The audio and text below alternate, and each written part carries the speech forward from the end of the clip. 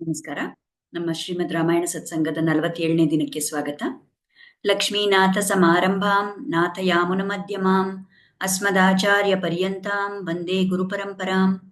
ಯೋ ನಿತ್ಯಮಚ್ಯುತ ಪದಾಂಬುಜಯುಗ್ಮರುಗ್ಮ ವ್ಯಾಮೋಹತಸ್ತದಿತರಾಣಿ ತೃಣಾಯ ಮೇನೆ ಅಸ್ಮದ್ಗುರೋರ್ಭಗವತೋಸ್ಯ ದಯೈಕ ಸಿಂಧೋಃ ರಾಮಾನುಜಸ್ಯ ಚರಣೌ ಶರಣಂ ಪ್ರಪದ್ಯೆ. ಆಪದಾಮಪಹರ್ತಾರಂ ದಾತಾರಂ ಸರ್ವಸಂಪದಾಂ ಲೋಕಾಭಿರಾಮಂ ಶ್ರೀರಾಮಂ ಭೂಯೋ ಭೂಯೋ ನಮಾಮ್ಯಹಂ. ಯತ್ರ ಯತ್ರ ರಘುನಾಥಕೀರ್ತನಂ ತತ್ರ ತತ್ರ ಕೃತಮಸ್ತಕಾಂಜಲಿಂ ಬಾಷ್ಪವಾರಿ ಪರಿಪೂರ್ಣಲೋಚನಂ ಮಾರುತಿಂ ನಮತ ರಾಕ್ಷಸಾಂತಕಂ. ಕೂಜಂತಂ ರಾಮ ರಾಮೇತಿ ಮಧುರಂ ಮಧುರಾಕ್ಷರಂ ಆರುಹ್ಯ ಕವಿತಾಶಾಖಾಂ ವಂದೇ ವಾಲ್ಮೀಕಿಕೋಕಿಲಂ. ವೇದವೇದ್ಯೆ ಪರೇ ಪುಂಸಿ ಜಾತೆ ದಶರಥಾತ್ಮಜೆ ವೇದ ಪ್ರಾಚೇತ ಸಾದಾಸೀತ್ ಸಾಕ್ಷಾತ್ ರಾಮಾಯಣಾತ್ಮನ. ಪ್ರಭು ಶ್ರೀರಾಮಚಂದ್ರ ಹಾಗೂ ಆಚಾರ್ಯರ ಚರಣಗಳಲ್ಲಿ ವಂದಿಸ್ತಾ ಇವತ್ತಿನ ವಿಷಯ ನೋಡೋಣ. ನೆನ್ನೆ ಸತ್ಸಂಗದಲ್ಲಿ ನಾವು ನೋಡಿದ್ವಿ ಯಾವ ರೀತಿ ವಿಭೀಷಣ ಸಮುದ್ರ ದಾಟಿ ಬಂದು 4 ರಾಕ್ಷಸರ ಜೊತೆಗೆ ಬಂದು ರಾಮನ ಹತ್ರ ಶರಣಾಗತಿ ಮಾಡಕ್ ಬಂದಿದ್ದೀನಿ ಅಂತ ಸುಗ್ರೀವ ಮತ್ತು ಬೇರೆ ವಾನರರ ಹತ್ರ ಹೇಳ್ತಾನೆ. ಹೋಗಿ ನೀವು ನನ್ನ ಪರವಾಗಿ ನಿವೇದನ ಮಾಡಿ ಅಲ್ಲಿ ಹೋಗಿ ಹೇಳಿ ರಾಮನಿಗೆ ನಾನು ಬಂದಿದ್ದೀನಿ, ನಾನು ಶರಣಾಗಿ ಬಂದಿದ್ದೀನಿ ಅಂತ ತಿಳಿಸಿ ರಾಮನಿಗೆ ಅಂತ ಹೇಳಿರ್ತಾನೆ ವಿಭೀಷಣ. ಈಗ ಇವತ್ ಮುಂದೆ ಏನಾಗುತ್ತೆ, ಸುಗ್ರೀವ ಈ ಸುದ್ದಿ ತಗೊಂಡು ರಾಮನ ಹತ್ರ ಹೋಗ್ತಾನೆ. ಅವನ್ ರಾಮನ ಹತ್ರ ಹೋಗಿ ಈ ತರ ಹೇಳಿದಾಗ ರಾಮ ಕೇಳ್ತಾರೆ. ಎಲ್ಲ ವಾನರರು ಅಲ್ಲಿರ್ತಾರೆ, ಜಾಂಬವಂತ ಇರ್ತಾನೆ. ರಾಮ ಆವಾಗ ಕೇಳ್ತಾನೆ ಎಲ್ರನ್ನು, ನಿಮ್ಮ ಅಭಿಪ್ರಾಯ ಏನು ಇದ್ರ ಬಗ್ಗೆ? ಈಗ ವಿಭೀಷಣ ಬಂದಿದ್ದಾನೆ, ಅವನನ್ನ ನಾವು ಸೇರಿಸ್ಕೋಬೇಕಾ ಬಾರ್ದಾ? ನೀವೇನ್ ಹೇಳ್ತೀರಾ? ನಿಮ್ಮ ಅಭಿಪ್ರಾಯ ಹೇಳಿ ಅಂತ ಕೇಳ್ತಾನೆ. ಆಗ ಮೊದಲನೇದಾಗಿ ಸುಗ್ರೀವ, ಅವನು ವಾನರ ರಾಜ ಅಲ್ವಾ, ಸೊ ಅವನು ಫಸ್ಟ್ ಹೇಳ್ತಾನೆ. ಅವನೇನ್ ಹೇಳೋದಂದ್ರೆ, ಈ ವಿಭೀಷಣ ಅವನು ರಾಕ್ಷಸ, ಅವನು ರಾವಣನ ತಮ್ಮ. ಈಗ ರಾವಣ ಖಂಡಿತ ಅವನು ದುಷ್ಟ, ಕೆಟ್ಟವನು. ಅವನ ಈ ನಮ್ಮ ಸೀತಾಮಾತೆಯನ್ನ ಕರ್ಕೊಂಡು ಹೋಗಿರೋ ಅಪರಾಧ ಮಾಡಿದಾನೆ. ಸೊ ಅವನ್ ಹೇಗ್ ಕೆಟ್ಟವನು, ಅವನ್ ತಮ್ಮ ಅಂದ್ಮೇಲೆ ಈ ವಿಭೀಷಣನು ಕೆಟ್ಟವನು. ಅವನನ್ನು ನಾವು ಸೇರ್ಸ್ಕೋಬಾರ್ದು. ಇನ್ಫ್ಯಾಕ್ಟ್ ಅವನನ್ನ ನಾವು ಸಂಹಾರ ಮಾಡ್ಬಿಡ್ಬೇಕು, ಅವನ್ ನಾಶ ಮಾಡ್ಬಿಡ್ಬೇಕು. ಅವನು ಅವ್ರ ಜೊತೆ ಬಂದಿರೋ ಈ 4 ರಾಕ್ಷಸರು ಅವ್ರನ್ನೆಲ್ಲರನ್ನು ನಾವು ಕೊಂದಾಕ್ಬಿಡ್ಬೇಕು, ಅವ್ರನ್ನ ಸೇರ್ಸ್ಕೊಳ್ಳೇಬಾರ್ದು ಅಂತ ಸುಗ್ರೀವ ಹೇಳ್ತಾನೆ. ಮುಂದೆ ರಾಮ ನೆಕ್ಸ್ಟ್ ಅಂಗದನ್ನ ಕೇಳ್ತಾನೆ. ಅಂಗದ ಹೇಳ್ತಾನೆ, ನಾವು ಅವನ್ನ ನೋಡ್ಬೇಕು, ಅವನನ್ನ ಸ್ವಲ್ಪ ಅಭ್ಯಾಸ ಮಾಡ್ಬೇಕು, ಆಮೇಲೆ ಅವನು ವಿಶ್ವಾಸ ಇಡೋ ತರ ವ್ಯಕ್ತಿನ ಇಲ್ಲ ಅವನು ದ್ರೋಹ ಮಾಡ್ತಾನ ಅಂತ ನಾವು ಒಂದು ಪರೀಕ್ಷೆ ಮಾಡ್ಬಿಟ್ಟು ನಾವು ಡಿಸೈಡ್ ಮಾಡ್ಬೇಕು ಅಂತ ಅಂಗದ ಹೇಳ್ತಾನೆ. ಜಾಂಬವಂತನ್ ಕೇಳ್ತಾರೆ ರಾಮ.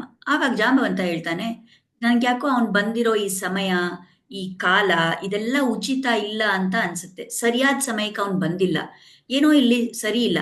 ಇಂಥ ಸಮಯದಲ್ಲಿ ರಾವಣ ಅಲ್ಲಿದ್ದಾನೆ, ಸೀತೆನ ಅಪಹರಣ ಮಾಡಿದ್ದಾನೆ, ನಾವ್ ಈ ಸಮುದ್ರದ ತಟಕ್ಕೆ ಇಲ್ಲಿ ಬಂದಿದೀವಿ, ನಾವು ಯುದ್ಧ ಮಾಡ್ಬೇಕಂತ ನಿರ್ಧಾರ ಮಾಡ್ಕೊಂಡು ಬಂದಿದೀವಿ. ಇಂಥ ಒಂದು ಸಮಯದಲ್ಲಿ ಅವನ್ ಬಂದಿದ್ದಾನೆ ಅಂದ್ರೆ ನನ್ಗೆ ಯಾಕೋ ಅದ್ರಲ್ಲಿ ಒಂದು ಸಂಶಯ, ಅವನೇನೋ ಒಂದು ಕೂಟನೀತಿ ಇದ್ರಲ್ಲಿ ಇರುತ್ತೆ, ನನ್ಗನ್ಸುತ್ತೆ ಅವನನ್ನ ನಾವು ಸೇರ್ಸ್ಕೋಬಾರ್ದು ಅಂತ ಜಾಂಬವಂತ ಹೇಳ್ತಾನೆ. ಇವರೆಲ್ಲ ಈ ಕಡೆ ಮಾತಾಡ್ತಾರ, ಸೇರ್ಸ್ಕೋಬಾರ್ದು, ಕೊಲ್ಬೇಕು ಅಂತ ಎಲ್ಲ. ಹನುಮಂತ ಅವಾಗ ಹೇಳ್ತಾನೆ, ನನ್ನ ಅಭಿಪ್ರಾಯ ಸ್ವಲ್ಪ ಬೇರೆ ಇದೆ. ನೀವೆಲ್ಲ ಹೇಳಿದ ತರ ನಾನು ಹೇಳ್ತಾ ಇಲ್ಲ, ಆದ್ರೆ ನೀವಿದನ್ನ ಹೇಳಿದೀರಾ, ನಿಮ್ಮನ್ನ ಎದುರಿಸ್ಬೇಕು ಅಂತ ಆ ಕಾರಣದಿಂದ ನಾನು ಹೇಳ್ತಾ ಇದ್ದೀನಿ ಅಂತ ಅಲ್ಲ. ಆದ್ರೆ ನಾನು ಅಲ್ಲಿ ಲಂಕೆಗೆ ಹೋದಾಗ ನಾನು ಕಂಡಿದ್ದೀನಿ ಅವನನ್ನ.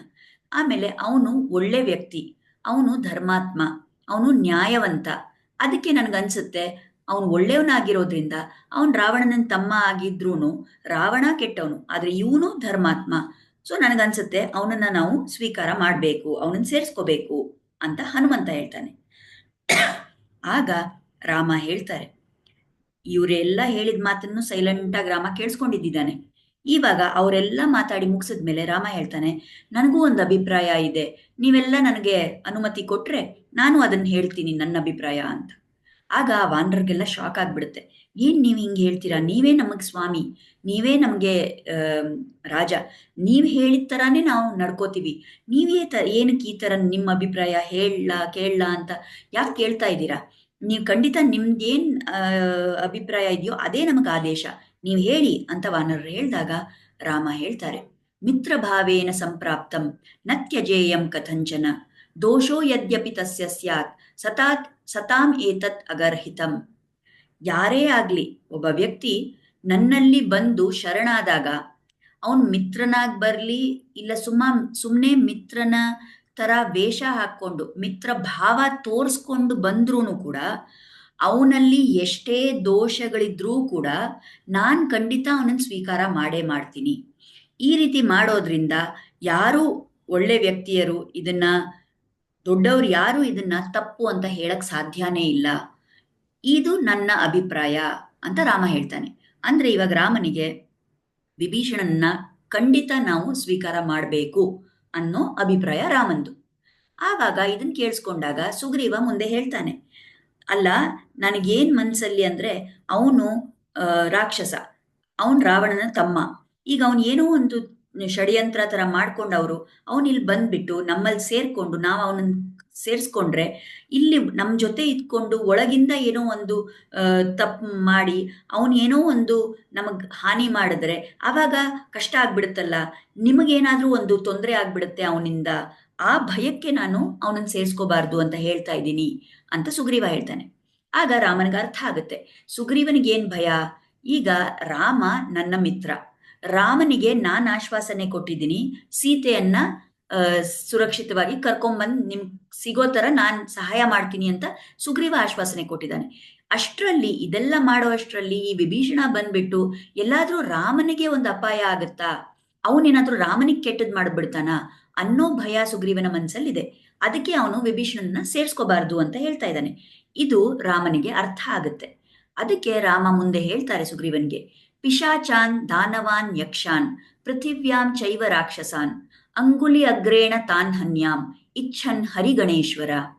ಓ ಸುಗ್ರೀವ, ಓ ವಾನರರ ರಾಜ, ನಿನಗೆ ಭಯ ಇರೋದ್ ಬೇಡ. ಯಾಕೆಂದ್ರೆ ನಾನ್ ಇಚ್ಛೆ ಮಾಡಿದ್ರೆ, ನನಗ್ ಮನ್ಸಲ್ಲಿ ಆ ವಿಚಾರ ಬಂದ್ರೆ ಸಾಕು, ನಾನು ಕೇವಲ ನನ್ನ ಉಗುರು ಇಂದ, ನನ್ನ ಬೆರಳಿನ ತುದಿಯಿಂದ ನಾನು ಯಾರೇ ಪಿಶಾಚಿ, ಯಕ್ಷರು, ದಾನವರು, ರಾಕ್ಷಸರು ಯಾರು ಬಂದ್ರೂ ನಾನು ಅವ್ರನ್ನ ನನ್ನ ಉಗುರಿಂದ ನನ್ ಕೊಂದಾಕ್ಬಿಡ್ಬೋದು.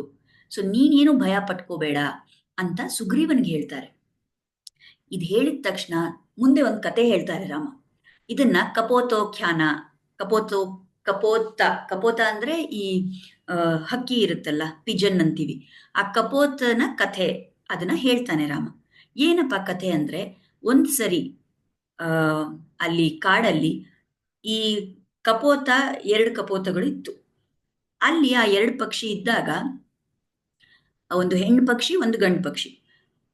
ಒಂದಿನ ಅಲ್ಲಿ ಒಬ್ಬ ಬೇಟೆಗಾರ ಬರ್ತಾನೆ. ಅವನೇನ್ ಮಾಡ್ತಾನೆ, ಆ ನೆಟ್ಟೆಲ್ಲ ಹಾಕ್ಬಿಟ್ಟು ಈ ಹೆಣ್ಣು ಪಕ್ಷಿನ ಹಿಡಿದು ಬಿಡ್ತಾನೆ. ಆ ಗಂಡು ಪಕ್ಷಿ ಪಾಪ ಅದೇನು ಮಾಡಕ್ಕಾಗಲ್ಲ, ಅದು ಸುಮ್ಮನೆ ಅಲ್ಲಿಂದ ನೋಡ್ತಾ ಇರುತ್ತೆ. ಇವನ ಹೆಣ್ಣು ಪಕ್ಷಿನ ಹಿಡ್ಕೊಂಡ್ಬಿಟ್ಟು ಅವನು ಹೋಗ್ಬಿಡ್ತಾನೆ. ಸ್ವಲ್ಪ ಹೊತ್ತಾದ್ಮೇಲೆ ಆ ಕಾಡಲ್ಲಿ ತುಂಬಾ ಮಳೆ ಇದೆಲ್ಲ ಶುರು ಆಗುತ್ತೆ. ಆಗ ಅವನಿಗೆ ಎಲ್ಲಿ ಹೋಗ್ಬೇಕು ಅಂತ ದಾರಿ ಗೊತ್ತಾಗಲ್ಲ. ಅಷ್ಟು ಮಳೆಯಲ್ಲಿ ಅವನಿಗೆ ಹೆಂಗ್ ಹೊರಗಡೆ ಹೋಗೋದು ಆ ಕಾಡಿಂದ ಅಂತ ಗೊತ್ತಾಗಲ್ಲ. ಸುತ್ತಾಡ್ಕೊಂಡು ಪಾಪ ಸುಸ್ತಾಗಿ ಒದ್ದೆ ಆಗೋಗ್ಬಿಟ್ಟಿದ್ದಾನೆ, ನೆಂದೋಗ್ಬಿಟ್ಟಿದ್ದಾನೆ, ಫುಲ್ಲು ಚಳಿ ಆಗ್ತಾ ಇದೆ, ಏನೂ ತಿಂದಿಲ್ಲ, ಏನೂ ನೀರು ಕುಡ್ದಿಲ್ಲ, ಸುಸ್ತಾಗಿ ಬಂದ್ಬಿಟ್ಟು ಅದೇ ಮರದ ಕೆಳಗೆ ಕೂತ್ಕೊಂಡ್ಬಿಡ್ತಾನೆ. ಯಾವ ಮರದ ಕೆಳಗೆ, ಈಗ ಅಲ್ಲಿ ಈ ಹೆಣ್ಣು ಪಕ್ಷಿನ ಹಿಡಿದಿದ್ದಾನೆ, ಆ ಗಂಡು ಪಕ್ಷಿ ಅಲ್ಲಿ ಕಾಯ್ತಾ ಇದೆಯಲ್ಲ, ಆ ಮರದ ಕೆಳಗೆ ಬಂದು ಕೂತಿದ್ದಾನೆ. ಅದನ್ನ ನೋಡಿದ ತಕ್ಷಣ ಆ ಪಕ್ಷಿಗೆ ಏನ್ ಅನ್ಸುತ್ತೆ, ಅಯ್ಯೋ ಇವನು ಯಾರೋ ನಮ್ಮ ಮನೆಗೆ ಬಂದಿದ್ದಾನಲ್ಲ, ಇವನು ಅತಿಥಿ, ಇವನಿಗೆ ನಾನು ಏನಾದ್ರೂ ಶುಶ್ರೂಷೆ ಮಾಡ್ಬೇಕಲ್ಲ, ಇವನಿಗೆ ನನ್ನ ಆತಿಥ್ಯ ಯಾವ ರೀತಿಯಲ್ಲಿ ಕೊಡೋದು, ಏನ್ ಮಾಡಕ್ಕಾಗತ್ತೆ ಅಂತ ಆ ಪಕ್ಷಿ ವಿಚಾರ ಮಾಡುತ್ತೆ. ಆಗ ಅದೇನ್ ಮಾಡುತ್ತೆ, ಸರಿ ಇವನ್ ಪಾಪ ಚಳಿ ಆಗ್ತಾ ಇದೆ ಇವನ್ಗೆ, ಅದಕ್ಕೆ ಅದು ಅಲ್ಲಿ ಇಲ್ಲಿ ಎಲ್ಲ ಹೋಗ್ಬಿಟ್ಟು ಕಡ್ಡಿಗಳನ್ನೆಲ್ಲ ಸೇರಿಸಿ ಅಲ್ಲಿ ಒಂದು ಬೆಂಕಿ ಹಚ್ಬಿಟ್ಟು ಅವನಿಗೆ, ನೀನ್ ಚೆನ್ನಾಗಿ ಕೂತ್ಕೋ ಇಲ್ಲಿ, ನಿನಗೆ ಸ್ವಲ್ಪ ಇವಾಗ ಇದರ ಉಷ್ಣ ಬಂದ್ರೆ ನಿನ್ ಚಳಿ ಕಮ್ಮಿ ಆಗುತ್ತೆ, ಕೂತ್ಕೋ ಇಲ್ಲಿ ಅಂತ ಅದು ಹೇಳುತ್ತೆ. ಅದನ್ನ ನೋಡಿ ಈ ಬೇಟೆಗಾರನ್ ತುಂಬಾ ಆಶ್ಚರ್ಯ.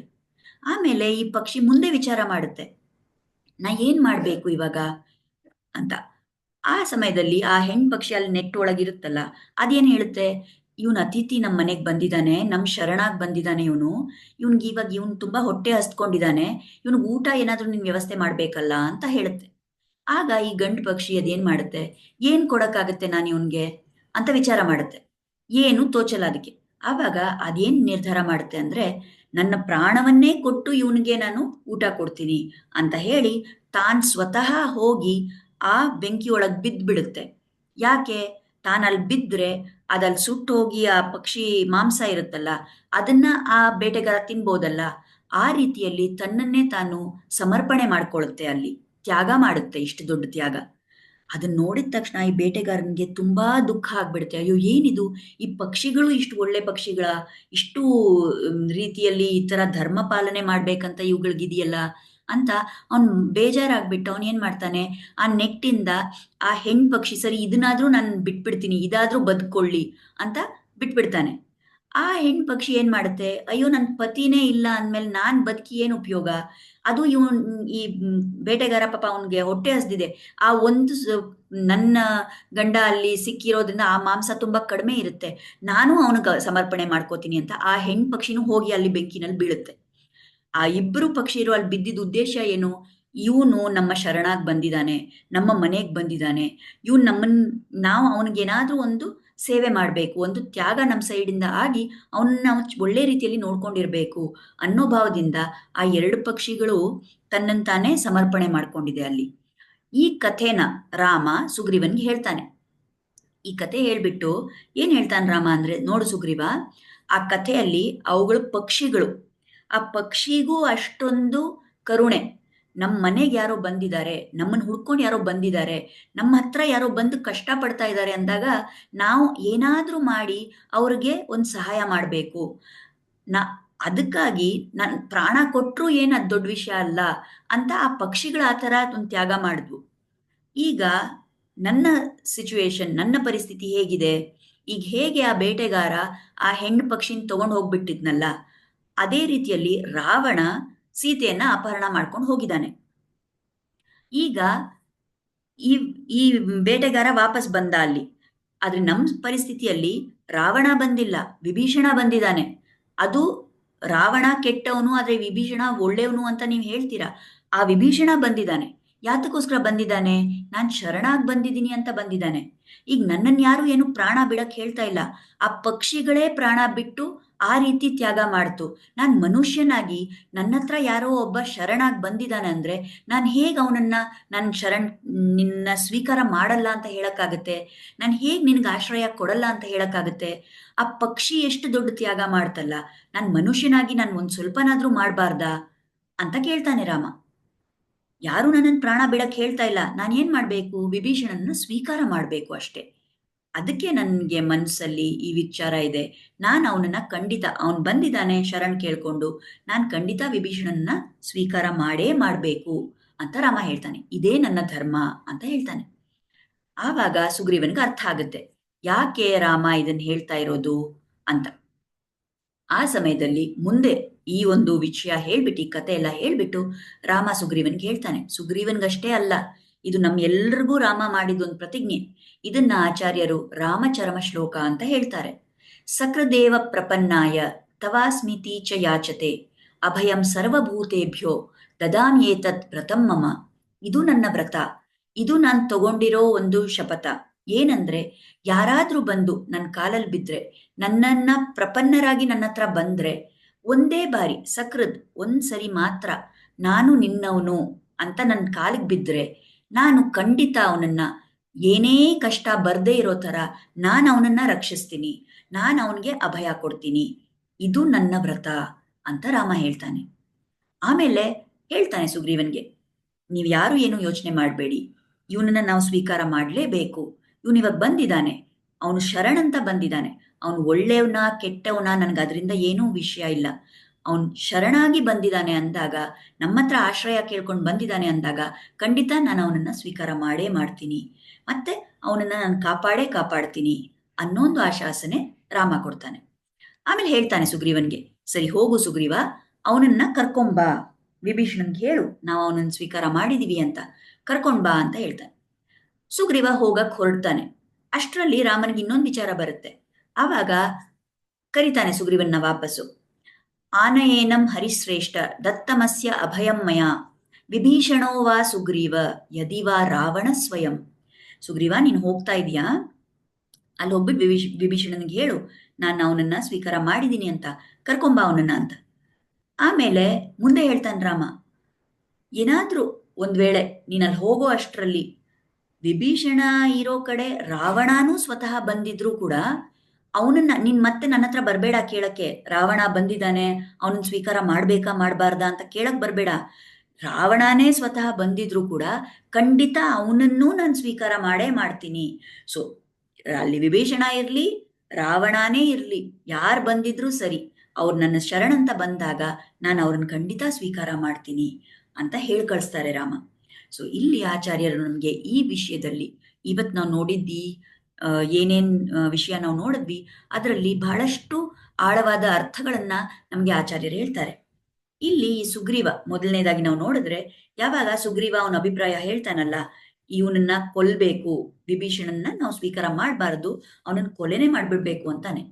ಆಗ ಬೇರೆ ವಾನರರೆಲ್ಲ ಏನ್ ಹೇಳ್ತಾರೆ, ಅವನನ್ನ ಸ್ವೀಕಾರ ಮಾಡೋದು ಬೇಡ ಅಂತ ಅಷ್ಟೇ ಹೇಳ್ತಾರೆ. ಆಕ್ಚುಲಿ ಆಚಾರ್ಯರು ಹೇಳ್ತಾರೆ, ನಿಜವಾದ ರೀತಿಯಲ್ಲಿ ನೋಡಿದ್ರೆ ಆ ಎಲ್ಲಾ ವಾನರರಿಗೂ ಸುಗ್ರೀವನ್ ತರಾನೇ ಅಭಿಪ್ರಾಯ, ಈ ವಿಭೀಷಣನ್ನ ಕೊಲ್ಬೇಕು ಅನ್ನೋದೇ ಇತ್ತು ಅವ್ರ ಮನ್ಸಲ್ಲಿ.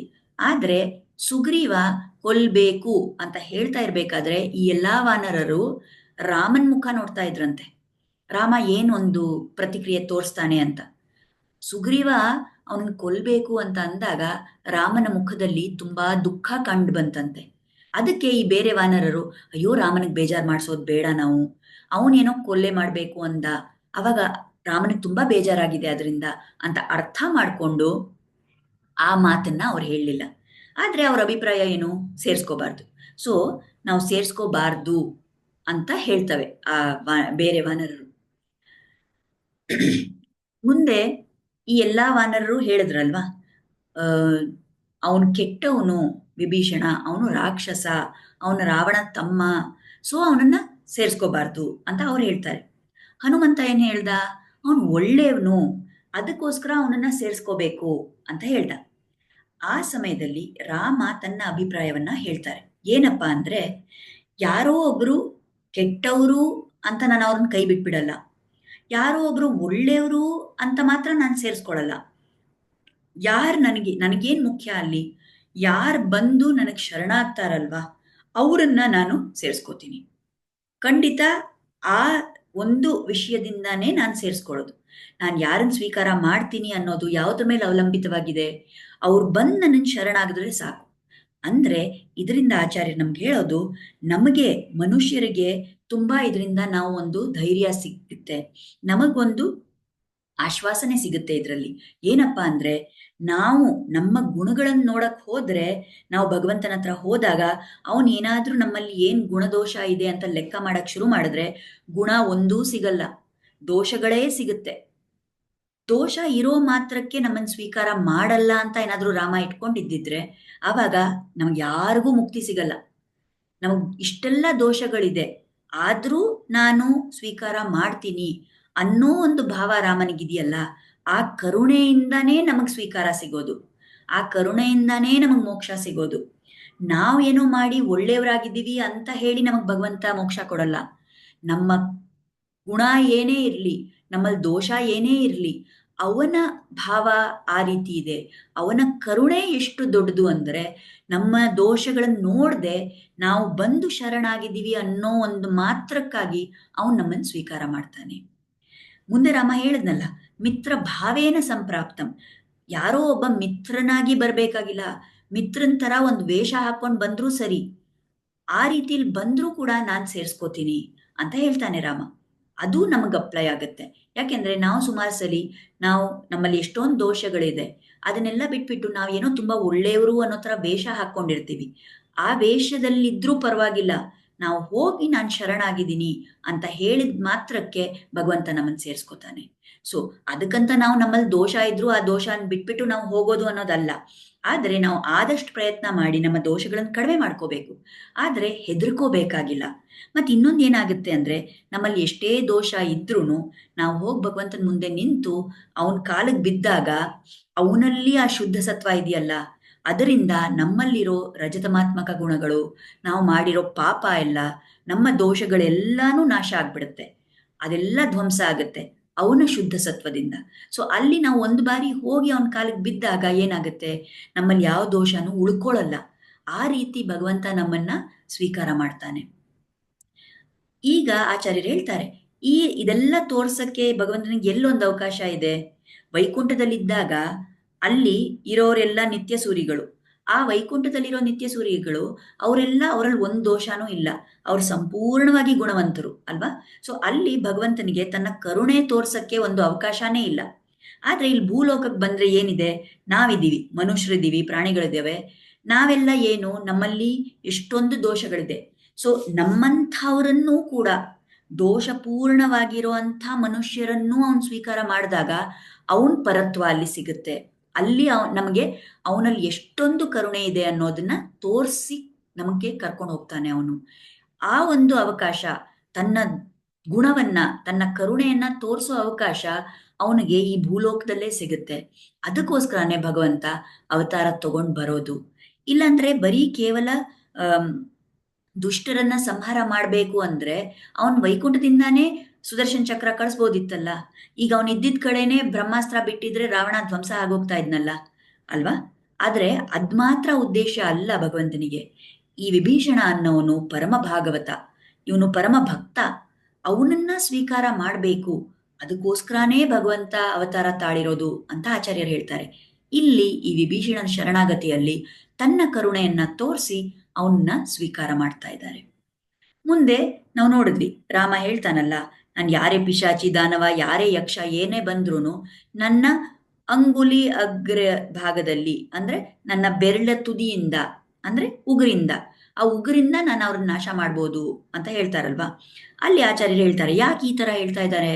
ಎಲ್ಲೋ ರಾಮನಿಗೆ ಕಳೆದ ಅವತಾರ, ಯಾವುದೋ ಮುಂಚಿನ ಅವತಾರ ಒಂದು ಜ್ಞಾಪಕ ಬಂತು ಅನ್ಸುತ್ತೆ ಅಂತ ಹೇಳ್ತಾರೆ. ಯಾವ ಅವತಾರ ಅದು? ನರಸಿಂಹ ಅವತಾರ. ಯಾಕಂದ್ರೆ ನರಸಿಂಹ ಅವತಾರದಲ್ಲಿ ತನ್ನ ಉಗುರು ತುದಿಯಿಂದ ಹಿರಣ್ಯಕಶಿಪುವನ್ನ ವಧ ಮಾಡಿದ್ರು ದೇವರು. ಅದನ್ನ ಜ್ಞಾಪಿಸ್ಕೊಂಡು ಇಲ್ಲೂ ರಾಮ ಪುನಃ ಹೇಳ್ತಾ ಇದ್ದಾನೆ, ನನ್ನ ಉಗುರಿಂದ ನಾನು ನಾಶ ಮಾಡ್ಬೋದು ಯಾರು ಬಂದ್ರೂನು ಅಂತ ಹೇಳಿದ್ದಾನೆ. ಆಮೇಲೆ ಒಂದ್ ಮಾತು ಹೇಳಿದಾನಲ್ವ ರಾಮ, ಇಚ್ಛನ್ ಹರಿಗಣೇಶ್ವರ. ಈ ಉಗ್ರಿಂದ ನನಗಿಚ್ಛೆ ಇದ್ರೆ, ನನಗಿಷ್ಟ ಇದ್ರೆ ನಾನು ಯಾರನ್ನಾದ್ರೂ ನಾಶ ಮಾಡ್ಬೋದು. ಹರಿ ಗಣೇಶ್ವರ ಅಂದ್ರೆ, ಹರಿ ಅಂದ್ರೆ ಅದು ಕಪಿ ವಾನರ ಅಂತ ಇನ್ನೊಂದು ಹೆಸರು. ಗಣೇಶ್ವರ ಅಂದ್ರೆ ಈ ಕಪಿ ಕೂಟಕ್ಕೆ ಯಾರು ರಾಜನಾಗಿದೆಯೋ ಅಂದ್ರೆ ಸುಗ್ರೀವನ್ನ ಹೇಳ್ತಾ ಇದ್ದಾನೆ. ಆಗ ಇಲ್ಲಿ ಆಚಾರ್ಯರು ಒಂದ್ ಮಾತು ಹೇಳ್ತಾರೆ, ಈ ರಾಮ ಹೀಗೆ ಹೇಳ್ತಾನಲ್ಲ, ನನಗಿಚ್ಛೆ ಇದ್ರೆ ನಾನು ಆ ಯಾವುದೇ ರಾಕ್ಷಸ ಇದ್ರೂ ಅವನನ್ನ ಸಂಹಾರ ಮಾಡ್ಬೋದು ಅಂತ. ಆವಾಗ ಸುಗ್ರೀವನ್ಗೆ ಮನ್ಸಲ್ಲಿ ಒಂದು ವಿಚಾರ ಬಂತಂತೆ, ನಿನಗಿಚ್ಛೆ ಇದ್ರೆ ನೀನ್ ಮಾಡ್ತೀಯ ಅಂದ್ರೆ ಮತ್ ನಮ್ಮನ್ ಯಾಕೆ ಕರ್ಕೊಂಬಂದೆ ಇಲ್ಲಿ ತನಕ? ನಾವ್ಯಾಕ್ ಬೇಕಾಗಿತ್ತು ನಿನಗೆ? ನೀನೇ ಮಾಡ್ಬೋದಿತ್ತಲ್ಲ ಅಂತ ಒಂದು ವಿಚಾರ ಸುಗ್ರೀವನ ಮನ್ಸಲ್ಲಿ ಬರುತ್ತೆ. ಆ ಒಂದು ಕ್ಷಣಕ್ಕೆ ಆ ಒಂದು ಅಹಂಕಾರ ತುಂಬಿದ್ದು ಆ ಒಂದು ವಿಚಾರ ಬರುತ್ತೆ, ನಾನ್ ಯಾಕೆ ಬೇಕು, ಮತ್ತೆ ನೀನೇ ಮಾಡ್ಕೋಬೋದಿತ್ತಲ್ಲ ಅಂತ ಸುಗ್ರೀವ ಅನ್ಕೋತಾನೆ. ಅದಕ್ಕೆ ರಾಮ ಮುಂದೆ ಹರಿಗಣೇಶ್ವರ ಅಂತ ಹೇಳ್ತಾನೆ. ಅಂದ್ರೆ ರಾಮ ಅವನಿಗೆ ನೆನಪು ಮಾಡಿಸ್ತಾ ಇದ್ದಾನೆ, ಏನಂತ? ನೀನಿವಾಗ ವಾನರ ರಾಜ ಆಗಿದ್ಯಾ, ಆದ್ರೆ ಆ ವಾನರ ರಾಜ ನೀನ್ ಯಾವ ತರ ಆದೆ? ನನ್ನ ಇಚ್ಛೆಯಿಂದಾನೇ ಆಗಿದ್ದು ಸುಗ್ರೀವ ಅಂತ ಜ್ಞಾಪಿಸ್ತಾ ಇದ್ದಾನೆ ರಾಮ. ಯಾಕಂದ್ರೆ ರಾಮ ಇಚ್ಛೆ ಮಾಡಿರ್ಲಿಲ್ಲ ಅಂದ್ರೆ ಸುಗ್ರೀವ ಖಂಡಿತ ರಾಜ ಆಗಕ್ ಸಾಧ್ಯ ಇರ್ಲಿಲ್ಲ. ರಾಮ ಏನಾದ್ರೂ ಮನ್ಸಿಟ್ಟಿರ್ಲಿಲ್ಲ ಅಂದ್ರೆ ವಾಲಿ ಸಂಹಾರ ನಡೀತಾ ಇರ್ಲಿಲ್ಲ. ವಾಲಿ ಸಂಹಾರ ಆಗಿರ್ಲಿಲ್ಲ ಅಂದ್ರೆ ಸುಗ್ರೀವ ಎಲ್ಲಿ ವಾನರ ರಾಜ ಆಗೋದು ಅಲ್ವಾ? ಸೊ ರಾಮ ಮನ್ಸಿಟ್ಟಿದ್ದಕ್ಕೆ ರಾಮ ಇವಾಗ ಕನ್ವೆ ಮಾಡ್ತಾ ಇದ್ದಾನೆ. ಅವನಿಗೆ ಗೊತ್ತಾಯ್ತು ಸುಗ್ರೀವನ ಮನ್ಸಲ್ಲಿ ಈ ಒಂದು ಚಿಕ್ಕದಾಗಿ ಒಂದು ಅಹಂಕಾರದ ಒಂದು ವಿಚಾರ ಬಂದಿದೆ ಅಂತ. ಅದಕ್ಕೆ ಹರಿಗಣೇಶ್ವರ ಅಂತಾನೆ. ಜ್ಞಾಪಕ ಇಟ್ಕೋ ಸುಗ್ರೀವ, ನಾನ್ ಮನಸ್ಸಿಟ್ಟಿದ್ದಕ್ಕೆ, ನನ್ನ ಇಚ್ಛೆಯಿಂದಾನೇ ನೀನು ರಾಜ ಆಗಿದೀಯಾ ಅಂತ ಹೇಳ್ತಾನೆ. ಅದನ್ನ ತಕ್ಷಣ ಸುಗ್ರೀವನು ಅರ್ಥ ಮಾಡ್ಕೊಂಡು ಅವನಲ್ಲಿ ಆ ಅಹಂಕಾರ ಹೊರಟೋಗ್ಬಿಡುತ್ತೆ. ಅವನಿಗೂ ಗೊತ್ತಾಗತ್ತೆ, ಓ ರಾಮನ ಭಾವ ಈ ರೀತಿ ಇದೆ, ಇಷ್ಟೊಂದು ಕರುಣೆ ಇದೆ ಈ ರಾಮನಲ್ಲಿ, ಯಾರು ಬಂದ್ರೂ ಅವನು ಸ್ವೀಕಾರ ಮಾಡ್ತಾನೆ ಅಂತ ಹೇಳಿ ಅವನು ಸರಿ ವಿಭೀಷಣನ ಸ್ವೀಕಾರ ಮಾಡಕ್ಕೆ ತಯಾರಾಗ್ತಾನೆ. ಈಗ ರಾಮ ಏನ್ ಮಾಡ್ದ? ಸುಗ್ರೀವನ್ನೇ ಕಳಿಸ್ದ ವಿಭೀಷಣನ ಕರ್ಕೊಂಬಾ ಅಂತ. ಇದೂನು ಆಚಾರ್ಯರು ಹೇಳ್ತಾರೆ, ಇಲ್ಲಿ ಒಂದು ಒಳ್ಳೆ ನಾಯಕನ ಗುಣ ಏನಿರ್ಬೇಕು ಅದನ್ನ ತೋರಿಸಿದಾನೆ ರಾಮ. ಯಾಕೆಂದ್ರೆ ಒಂದು ಗುಂಪಾಗಿ, ಒಂದು ಟೀಮ್ ಆಗಿ ಎಲ್ಲರೂ ಕಾರ್ಯ ಒಟ್ಟಿಗೆ ಮಾಡ್ಬೇಕು ಅಂದ್ರೆ ಒಬ್ರಿಗೊಬ್ರಿಗೆ ದ್ವೇಷ ಮನಸ್ತಾಪ ಇದ್ರೆ ಅದು ನಡೆಯಲ್ಲ. ಸೊ ರಾಮ ಏನ್ ಮಾಡ್ದ, ಅವನಿಗಿರೋ ಒಂದು ಪದವಿಗೆ ಆ ವಾನರರೆಲ್ಲ ಅವನ ಮೇಲೆ ಎಷ್ಟೊಂದು ಗೌರವ ಇಟ್ಟಿದ್ರು. ಅದನ್ನ ನೋಡಿದ್ರೆ ರಾಮ ಆದೇಶ ಮಾಡ್ಬಿಟ್ಟು, ಇಲ್ಲ ನಾನ್ ಖಂಡಿತ ವಿಭೀಷಣನ ಸೇರ್ಸ್ಕೋತೀನಿ, ನೀವ್ ಯಾರು ಏನೋ ಹೇಳೋಂಗಿಲ್ಲ ಅಂತ ಹೇಳ್ಬಿಡ್ಬೋದಿತ್ತು. ಅವನ್ ಜೋರ್ ಮಾಡಿ ಅವನ್ ಇಚ್ಛೆಯನ್ನ ಸಾಧಿಸ್ಕೋಬೋದಿತ್ತು. ಆದರೆ ರಾಮ ಆ ಥರ ನಾಯಕ ಅಲ್ಲ. ಅವನು ಸರಿಯಾದ ರೀತಿಯಲ್ಲಿ ವಿಷಯಗಳನ್ನ ತಿಳಿಸಿ ಆ ಸುಗ್ರೀವನಿಗೂ ಒಂದು ಅರ್ಥ ಆಗ್ಬೇಕು, ಸುಗ್ರೀವನೂ ವಿಭೀಷಣನ್ನ ಸ್ವೀಕಾರ ಮಾಡೋ ಮನಸ್ಥಿತಿಗೆ ಬರಬೇಕು ಅನ್ನೋ ರೀತಿಯಲ್ಲಿ ಮಾತಾಡಿ, ಅದಕ್ಕೇನೆ ಕರ್ಕೊಂಬ ಅಂತ ಹೇಳೋವಾಗ್ಲೂ ವಿಭೀಷಣನ್ನ ಕರ್ಕೊಂಬರಕ್ಕೆ ಸುಗ್ರೀವನ್ನೇ ಕಳಿಸಿದ್ರು. ಮತ್ತೆ ಹೇಳ್ತಾನಲ್ಲ ರಾಮ, ಸುಗ್ರೀವ ಇದ್ರು ಏನು, ರಾವಣ ಇದ್ರು ಏನು, ಮತ್ತೆ ಬಂದು ಕೇಳಬೇಡ ರಾವಣ ಬಂದಿದ್ದಾನೆ ಅವನನ್ನು ಸೇರ್ಸ್ಕೋಬೇಕಾ ಬೇಡವಾ ಅಂತ. ನಾನು ವಿಭೀಷಣನ್ಗೆ ಏನ್ ಹೇಳಿದಿನೋ ಅದೇ ಅದೇ ರಾವಣನಿಗೂ ವಿಭೀಷಣನ್ಗೆ ಹೇಳಿದ ವಿಷಯನೇ ಅವನಿಗೂ ಅನ್ವಯ. ನೀನ್ ರಾವಣ ಬಂದಿದ್ರು ಕರ್ಕೊಂಬ ಅಂದ್ರೆ ಮತ್ತೆ ರಾಮ ಹೇಳ್ತಾ ಇರೋದು, ಯಾರೋ ದೋಷ ಇದೆ ಅಂದಿದ್ ಮಾತ್ರಕ್ಕೆ ನಾನು ಅವ್ರನ್ನ ಕೈ ಬಿಡಲ್ಲ, ಯಾರೋ ಗುಣ ಇದೆ ಅಂದಿದ್ ಮಾತ್ರಕ್ಕೆ ನಾನು ಸೇರ್ಸ್ಕೋತೀನಿ ಅಂತಲ್ಲ, ಅವ್ರು ಬಂದ್ರೆ ಸಾಕು, ನನ್ನ ಕಾಲಿಗೆ ಬಿದ್ರೆ ಸಾಕು, ನಾನು ಸೇರ್ಸ್ಕೋತೀನಿ. ಸೊ ಈ ರಾಮಚರಮ ಶ್ಲೋಕ ಅದು ನಮಗ್ ತುಂಬಾ ಒಂದು ಆಶ್ವಾಸನೆ ಕೊಡುತ್ತೆ. ನಮಗ್ ರಾಮ ಮಾಡಿರೋ ಪ್ರತಿಜ್ಞೆ ಇದು, ಸಕೃದೇವ ಪ್ರಪನ್ನಾಯ ತವಾಸ್ಮಿತಿ ಚ ಯಾಚತೆ ಅಭಯಂ ಸರ್ವಭೂತೇಭ್ಯೋ ದದಾಮಿ ಏತದ್ ವ್ರತಂ ಮಮ. ರಾಮ ಈ ತರ ಒಂದು ವ್ರತ ತಗೊಂಡಿದ್ದಾನೆ ಅಂದ್ಮೇಲೆ ನಾವೇನ್ ಮಾಡ್ಬೇಕು, ನಾವ್ಯಾಕೆ ಕಾಯ್ತಾ ಇದೀವಿ? ನಾವು ಕೇವಲ ರಾಮನ ಶರಣಾಗಿ ಹೋಗ್ಬೇಕು, ಅವನ್ ಕಾಲಿಗೆ ಬಿದ್ದು ನನ್ನನ್ನು ಸ್ವೀಕಾರ ಮಾಡು, ನನ್ನ ದೋಷಗಳನ್ನೆಲ್ಲ ಹೋಗ್ಸು, ನಾನ್ ನಿನ್ಗೆ ಶರಣಾಗಿ ಬಂದಿದ್ದೀನಿ ಅಂತ ಕೇಳ್ಕೊಂಡ್ರೆ ಸಾಕು, ಅವನ್ ನಮ್ಮನ್ನ ಸರಿಯಾದ ರೀತಿಯಲ್ಲಿ ಈ ಜೀವನದಿಂದ ಕರ್ಕೊಂಡು ಹೋಗ್ತಾನೆ. ಸಮಯ ಬಂದಾಗ ನಮಗ್ ಮೋಕ್ಷ ಕೊಡ್ತಾನೆ. ಈ ವಿಷಯ ನಮ್ಗೆ ಆಚಾರ್ಯರು ಇಷ್ಟೆಲ್ಲ ಬಿಡಿಸಿ ಹೇಳಿದ್ದಾರೆ, ಇಷ್ಟೆಲ್ಲ ವಿಷಯಗಳು ನಮ್ಗೆ ತಿಳ್ಕೊಳಕ್ ಸಿಗ್ತಾ ಇದೆ.